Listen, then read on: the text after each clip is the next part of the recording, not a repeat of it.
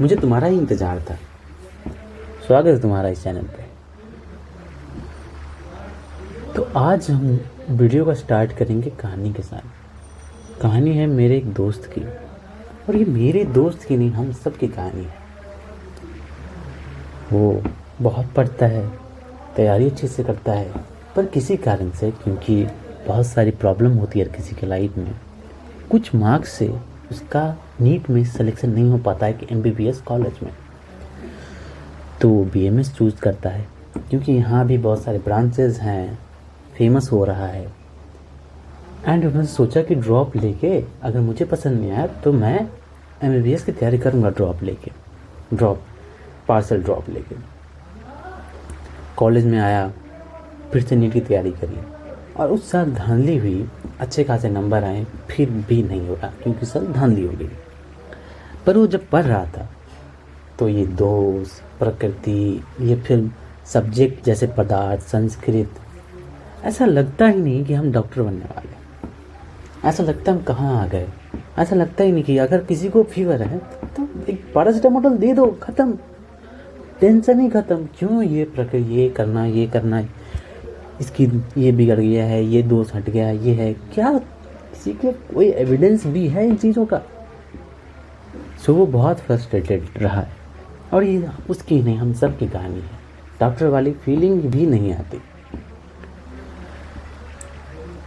तो इसी समस्या का निवारण करने के लिए मैं केशव कुमार आपका स्वागत करता हूं इस चैनल पे, न्यू एरा आयुर्वेदा, जहां पे मैं आपको ऑथेंटिक आयुर्वेदा समझाने का प्रयास करूंगा। मेरा कीन इंटरेस्ट रहा है फिलॉसफीज़ में। मैंने अपना जीवन का एक टाइम एक संन्यास वाले जीवन में बिताया है, दर्शन को पढ़ा है, ध्यान किया है। और जब मैं कॉलेज में आने से पहले मैंने संहिता पढ़ी थी, संहिता पढ़नी शुरू कर दी थी कॉलेज में आने से पहले। तो मेरी जो समझ है, मैं ट्राई करूँगा आपको समझाने का। एक केस स्टडी देखते हैं। एक आर्टिकल आया था, एक जापानीज साइंटिस्ट थे। जापानीज साइंटिस्ट ने क्या करा, जापानीज साइंटिस्ट ने एक रिसर्च ये करी कि जितने कैंसर पेशेंट होते हैं उन्हें कैंसर में एक चीज़ देखने को मिली कि body is capable to cure cancer. अगर बॉडी चाहिए तो कैंसर को ट्रीट कर सकती है, and cancer is a complex disease. ऐसा देखा गया कि बहुत सारे पेशेंट में हमने मेडिसिन दी, सर्जरी किया, कीमोथेरेपी किया, फिर भी पेशेंट मर गया। पर कुछ ऐसे पेशेंट जिसमें कैंसर हुआ पर वो बच गया। जब उन्होंने ट्राई किया कि इसमें ट्रीटमेंट इसको भी मिला, बट कैंसर इसमें फैला, इसमें ज़्यादा नहीं फैला, तो पता चला कि कुछ ही ऐसे पेशेंट हैं जिसमें कि क्या हो रहा है कि बॉडी उस कैंसर सेल्स को खा रही है, बॉडी खुद कैंसर को ख़त्म कर रही है। तो ऐसा क्या हुआ, तो उन्होंने ऑटोफेजी का नाम दिया। उन्होंने देखा कि और हमारे पास ऐसे बहुत सारे एविडेंस है जहाँ हमें पता है कि बॉडी के अपने पास अपनी कैपेसिटी होती है कि वो बीमारियों को ख़त्म कर दे। बीमारी से फाइट करने की बॉडी की अपनी एक मैकेनिज्म होती है, and this is well understood. ठीक है, अब देखो हमारे पास जो अभी ट्रीटमेंट के मेथड्स हैं वो क्या है। एक है कि हम कॉज फाइंड करते हैं, राइट, कि हम कॉज फाइंड करें कि किसी भी बीमारी का कॉज क्या है, हम फाइंड करें, उसे एलिमिनेट करें। तो ये हमारा बेस्ट ट्रीटमेंट ऑप्शन होता है। हम इसे मेडिसिन दे सकते हैं, सर्जरी दे सकते हैं, लाइफस्टाइल चेंजेस करा सकते हैं। दूसरा क्या होता है, दूसरा होता है सिम्टोमेटिक ट्रीटमेंट। सिम्टोमेटिक ट्रीटमेंट जैसे कि ऐसे ट्रीटमेंट जिसमें कि हम ट्रीट नहीं कर पा रहे, फिर भी हम सिम्टम को मैनेज करने का ट्राई करते हैं। जैसे कि वायरस, जैसे कि कोविड-19 आया था, तो हम सिम्टम ही मैनेज कर रहे थे, पर यहाँ भी हम रिलीफ देने का ट्राई करते हैं। तो अभी फ़िलहाल में हमारे पास मॉडर्न में ये एक ट्रीटमेंट अप्रोच है। तो आयुर्वेदा में ऐसा क्या अलग है? हम आयुर्वेदा में क्या पढ़ रहे हैं? कहीं ना कहीं वो जो साइंटिस्ट जो मिसिंग लिंक खोलने का ट्राई कर रहा था कि बॉडी की जो अपनी मैकेनिज्म है, जहाँ पे बॉडी कि अगर हम फाइंड आउट कर पाएँ, बॉडी की कैपेसिटी को अनलॉक कर पाएँ, तो बॉडी कई सारी बीमारियों को ट्रीट कर पाएगा, खुद से हील कर पाएगा। कहीं ना कहीं उसका आंसर आयुर्वेदा में देखने को मिलता है। मैं आपको कुछ दिखाता हूँ कि आयुर्वेदा में ट्रीटमेंट का प्रिंसिपल क्या है। ये प्रिंसिपल है हमारे मॉडर्न मेडिसिन का, और ये कॉज किसके होते हैं? ये कॉज होते हैं डिजीज़ के। आयुर्वेदा में आपको दिखाता हूँ संहिता में क्या लिखा हुआ है। तो हम आ चुके हैं चरक संहिता, आयुर्वेद की संहिता, चरक संहिता चैप्टर नंबर 1, जहाँ पे क्लियरली लिखा हुआ है आयुर्वेद का प्रयोजन, इन्हीं एम के बारे में। आयुर्वेदा का एम क्या है? आयुर्वेदा पूरी किताब लिखी गई है इस एक कारण से, उसका एक एम है, वो है कार्यम धातु साम्यम यही उच्यते धातु साम्य क्रिया च उक्ता तंत्रस्य अस्य प्रयोजनम। इसका कहना है कि इसका पूरा बुक का एम जो है वो है धातु साम्य। ये कौन सी बात हुई? अगर कोई मेडिसिन साइंस है तो उसका एम क्या होना चाहिए? बीमारियों को ठीक करना। यहाँ पे क्या लिखा हुआ है? ये धातु साम्य यानी बैलेंस, बॉडी को बैलेंस में लाना। ये क्या बात हुई? अब कहीं ना कहीं मॉडर्न साइंस भी बॉडी को बैलेंस में लाता है, हेल्दी स्टेट में लाता है, आयुर्वेदा भी हेल्दी स्टेट में लाता है, पर दोनों में एक डिफरेंस है। आपको समझाता हूँ कि दोनों कैसे काम करते हैं। यहाँ हम समझेंगे छोटे से एग्जाम्पल से। हमारा जो मॉडर्न साइंस है वो क्या करता है? अगर कोई डिजीज़ हुई है, राइट, अगर कोई डिजीज़ हुई है तो उसके कॉज होंगे। हम क्या करते हैं? कॉज को एलिमिनेट करते हैं। कॉज के एलिमिनेट होने से और ट्रीटमेंट देने से क्या होता है? बॉडी बैलेंस में जाती है। बैलेंस स्टेट हम यहाँ पे कह सकते हैं एक हेल्थ स्टेट को, ठीक है। आयुर्वेदा में क्या होता है? आयुर्वेदा का कहना है कि वह पहले बैलेंस लाता है बॉडी में, वो पहले धातु में बैलेंस लाता है। अब धातु क्या है? यहाँ पे इसका मतलब है त्रिदोष, वाता, पित्त और कफा, इसके बीच में बैलेंस लाता है। और ये बैलेंस लाने से, बॉडी में होम्योस्टैटिस आने से बॉडी खुद ब खुद को हील करती है। जो हमने आर्टिकल देखा था जहाँ पे बॉडी खुद ब खुद कैंसर सेल्स को ठीक करती है, ऑटोफेजी करती है, कहीं ना कहीं उसके एग्जाम कुछ ना कहीं ना कहीं हमें उसके आंसर्स यहाँ मिल रहे हैं कैसे हो रहे हैं। तो बॉडी ये मैकेनिज्म, तो आयुर्वेदा वो मैकेनिज्म यहाँ फॉलो करता हुआ दिख रहा है। तो ये धातु बैलेंस करता है। धातु बैलेंस के करने से क्या होता है कि हमारा डिजीज़ जो है ये चला जाता है। यहाँ पे क्या था? पहले डिजीज़ को हमने हटा रहे थे, यहाँ पहले हम डिजीज़ को हटा रहे थे, यहाँ हम पहले डिजीज़ को हटा रहे थे जिससे बॉडी बैलेंस में जा रही थी। यहाँ पे हम क्या है? पहले धातुओं को बैलेंस में ला रहे हैं जिससे जितनी भी डिजीज़ है वो सारी डिजीज़ चली जा रही है। इसमें क्या होता है? जब ये होता है अब बॉडी बैलेंस में आती है तो बॉडी वीक हो चुकी होती है, क्योंकि कई बीमारियों के बाद बॉडी वीक हो जाती है। इसमें क्या होता है? बॉडी ट्रीट होने के बाद थोड़ी हेल्दी हो जाती है, बेटर हो जाती है।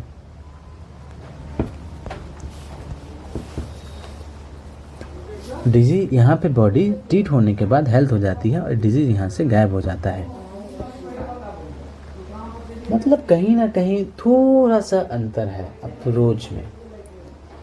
कहीं ना कहीं वो जो नोबेल प्राइज़ रहा उसके बाद कुछ हाइपोथेसिस रहा मॉडर्न साइंस में, ऐसी बात नहीं उसके बाद काम नहीं होगा। कुछ हाइपोथेसिस बनाए गए कि कैसे हम इस चीज़ों को अप्रोच कर सकते हैं, कैसे हम इस चीज़ों को अचीव कर सकते हैं, उस पर काम हुआ।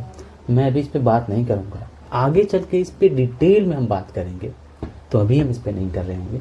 आज हम सिर्फ आयुर्वेदा के ऊपर हैं, क्योंकि आज मेरा एम है आयुर्वेदा समझा, वो ज़्यादा उस पर बातें बाद में करेंगे समय आने पे। तो इसमें क्या हो रहा है? पहले हम क्या करते थे? इसमें हम करते थे कॉज, और ये कॉज किसके हैं? डिजीज़ के कॉज हैं। कॉज यहाँ भी होते हैं जिसको हम हटाते हैं, पर वो कॉज होते हैं इसके धातुओं के इम्बैलेंस करने वाले कॉज। जितने भी कॉज हैं वो क्या होंगे? वो धातुओं को इम्बैलेंस कर रहे होंगे।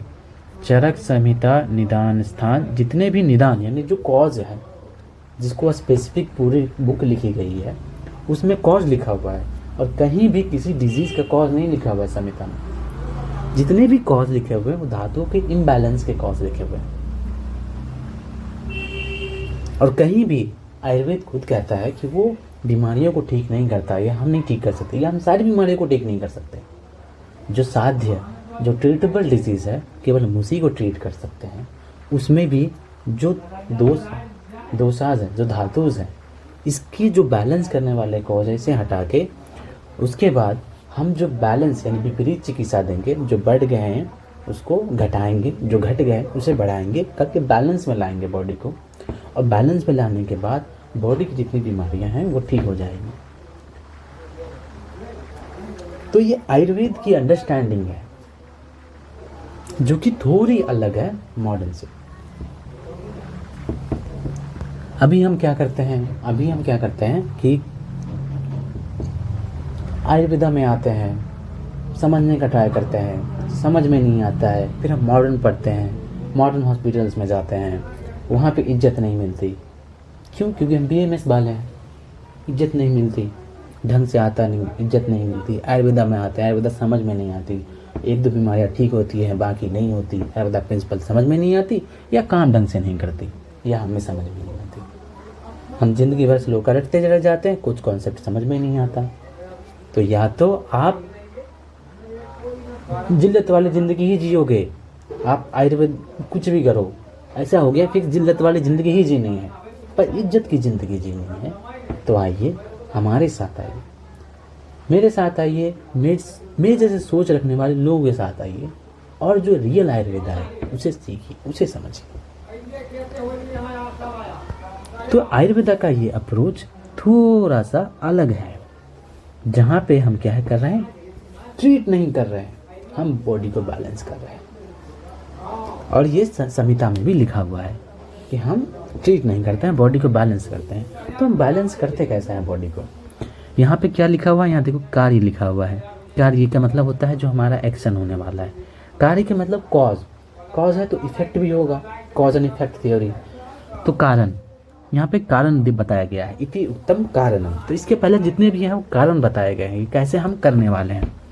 कारण कितने होते हैं देखो, दिखाता हूँ आपको। जितने भी कारण यहाँ पे डिस्कस किए गए हैं, देखो यहाँ पे क्या लिखा हुआ है। यहाँ पे लिखा हुआ है कारण द्रव्य, वहाँ पे कॉज था, यहाँ पे क्या है, इफेक्ट, जिससे इफेक्ट आएगा कॉज पे। तो कॉज एंड इफेक्ट थ्योरी से हम देख सकते हैं कि पहले इफेक्ट की, पहले कॉज बताया गया, उसके बाद इफेक्ट बताया गया। तो ये लिखने का तरीका होता है, आंसर हमें बुक में ही मिलता है। खादिन्य आत्मा मनः कालो दिशा च द्रव्य संग्रह से इंद्रियम चेतनम द्रव्यम नि इंद्रियम अचेतनम। यहाँ पे क्या हुआ है कि पंच महाभूत, खादिन आत्मा, पंच महाभूत, आत्मा, मना, काल, दिशा, ये क्या है, 9 कारण द्रव्य है। ये 9 कारण द्रव्यों को कंट्रोल करके, कारण द्रव्य को कंट्रोल कैसे करेंगे, वो है सामान्य विशेष सिद्धांत। सामान्य विशेष सिद्धांत का मतलब यह है, जो बढ़ा हुआ है उसे घटाएंगे, उसे बैलेंस में लाएंगे, और जो घटा हुआ है उसे बढ़ाएंगे। सिंपल, जैसे फीडबैक मैकेनिज्म होता है, तो वैसे बढ़ाएंगे और उसे बैलेंस में लाएंगे, जैसे नॉर्मल होम्योस्टैटिक सिस्टम होती है। तो वैसे बढ़ाएंगे, और वो इन चीज़ों से बढ़ाएंगे, पंच महाभूत, आत्मा, मनः, काल और दिशा। इन 9 चीज़ों को हम कंट्रोल करेंगे, इन्हें रेगुलेट करेंगे। इनसे रेगुलेट करके हम बॉडी को बैलेंस में लाएंगे। अब ये पंच महाभूत क्या होते हैं सर, ये आत्मा क्या होता है, आत्मा सॉल होता है क्या? ये हम माइंड के बारे में, ठीक है, टाइम को देखेंगे, डायरेक्शंस को देखेंगे, ठीक है सर, पर ये पंच महाभूत से हम कैसे बॉडी को बैलेंस, में कुछ समझाइए। तो ये सारी चीज़ों हम बाद में हम देखने वाले हैं। और ये पंच महाभूत जो है ना, लिटरली इसमें होता है क्या है, 5 चीज़ें होती हैं, फायर, अर्थ, वाटर, ये सब सारी चीज़ें होती हैं। तो क्या हम इन चीज़ों से करेंगे? I'll explain you everything। अभी सिर्फ देखते जाओ, अब तब मैं एक्सप्लेन करूँगा ना तो प्यार हो जाएगा, अभी देखते जाओ बस। तो 9 चीज़ों से हम क्या करते हैं, बॉडी को बैलेंस में लाते हैं। उसके बाद बॉडी खुद अपने आप को हील करती है। हम यहाँ डिजीज़ को ट्रीट नहीं कर रहे होते हैं, और हमारे पास जितने भी कॉज होते हैं डिजीज़ के, वो डिजीज़ के नहीं होते हैं, वो दोष के होते हैं, वो धातु के होते हैं। तो धातु के कॉज, धातु में बैलेंस इम्बैलेंस हुआ और उन्हें हम बैलेंस को ठीक करते हैं इन सारे 9 कारणों से सामान्य विशेष सिद्धांत का यूज़ करके। अब मैं आपको कुछ दिखाता हूँ। क्या दिखाना है हमें? तो अभी देखते हैं कि हमारे पदार्थ विज्ञान हमें क्यों पढ़ना है। ठीक है, आयुर्वेद के बेसिक्स तो हमने समझ लिए, हमारे बेसिक समझ में तो आ गई कि ये मॉडर्न मेडिसिन से डिफरेंट है।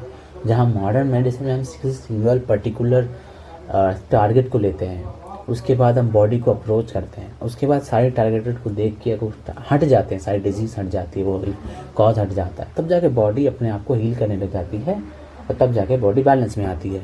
आयुर्वेद क्या कर रहा था? पहले बैलेंस में लाता था, बॉडी स्ट्रॉन्ग हो जाती है और फाइट कर लेती है डिजीज़ के साथ। तो ये डिफरेंट रहा, आयुर्वेद डिफरेंट रहा। तो अब क्या करना है? तो हमें पदार्थ क्यों करना है? पदार्थ में से कैसे कैसे क्या चीज़ें? पहले बात तो पदार्थ में आपको पहले देखने को मिलता है इंट्रोडक्शन। ठीक है सर, इंट्रोडक्शन। उसके बाद हमें मिलता है दर्शन। दर्शन क्यों? क्योंकि आयुर्वेद जो लिखा गया है, जिन्होंने लिखा है, ऋषियों ने लिखा है, और तब की जो लैंग्वेज रही थी तो फिलोसफिकल रही थी। तो फिलोसफिकल चीज़ों का उन्होंने, कॉन्सेप्ट का उन्होंने यूज़ करा था। तो हमें थोड़ी बहुत फिलोसफीज आनी चाहिए। और मेरा इंटरेस्ट ही रहा है फिलोसफीज में, मेरा उठना बैठना रहा है फिलोसफीज में। तो मैं ऐसे समझाऊंगा, इतने प्यार से समझाऊंगा कि आप कभी भूलोगे नहीं। उसके बाद देखो, मैंने बताया था नव कारण द्रव्य, जिससे हम धातु शामिल लाने वाले। तो आपको नव कारण द्रव्य में द्रव्य की पहला परिचय हो गया, द्रव्य का परिचय हो गया। उसके बाद द्रव्य की कैसी उत्पत्ति हुई। उसके बाद पंचमहाभूत मैंने आपको बोला था, मैं आपको बताऊंगा। उसके बाद मैंने आपको बताया था काल, दिशा, ये बताना है मुझे, आत्मा बताना है, मन बताना है। तो सर ये सारी चीज़ें जो है, यही तो नव कारण द्रव्य थी जिन्हें हम सीख के हम धातु शामिल आने वाले थे। यही तो हमारा कारण द्रव्य था। तो कारण द्रव्य पढ़ना तो हमारे लिए बहुत इंपॉर्टेंट है। जब तक हम कारण द्रव्यों को सही से नहीं समझेंगे, हमें तो पूरा शास्त्र नहीं समझने वाला, हमें तो कभी भी धातु शाम समझने वाला, हमें तो कभी भी हमसे आयुर्वेद नहीं पढ़ा जाएगा, हमसे तो कभी भी कुछ प्रैक्टिस ही नहीं होगा। तो हमें द्रव्य समझना तो हमारे लिए बहुत इंपॉर्टेंट है। तो ये तो बहुत बढ़िया चैप्टर है। उसके बाद क्या बताया सर? उसके बाद सर आपने बताया था ये गुण। अब द्रव्यों को हम ऐसे थोड़ी देखते हैं कि हम कुछ भी ऊपर नीचे कर दें। द्रव्यों को हम ऐसे थोड़ी ऊपर नीचे कर देंगे। द्रव्य में क्या होंगे? द्रव्यों के अपने प्रॉपर्टीज होंगे। जितने भी द्रव्य हैं उनकी अपनी प्रॉपर्टीज होंगी, उनके अपने एक्शन होंगे। ठीक है, द्रव्य में क्या होगी? अपनी प्रॉपर्टीज, अपने एक्शन। और सर आपने तो कहा था द्रव्यों के अपने प्रॉपर्टीज, एक्शन से ही द्रव्यों को पहचानने के ऊपर नीचे करेंगे ना। जो प्रॉपर्टीज होगी, प्रॉपर्टीज को ही तो ऊपर नीचे करेंगे। तो हमारे लिए तो गुण विज्ञान और कर्म विज्ञान तो इम्पोर्टेंट है कि हमें पता चलना चाहिए किस द्रव्य की क्या एक्शन है और किसको हम ऊपर नीचे करना है, तो हमें गुण से पता चलेगा। तो हमें द्रव्यों के गुण भी आने चाहिए। उसके बाद जितने भी पंच महाभूत हैं उनके तो गुण हमें आने चाहिए, तब तो हमें पता चलेगा किसको सामान्य करना है, किसको विशेष करना है। और सामान्य विशेष सर इसी तो हम बैलेंस करेंगे। यही सिद्धांत लगा के हम धातु साम्य लाएंगे। यही सिद्धांत से तो पूरा शास्त्र लिखा हुआ है।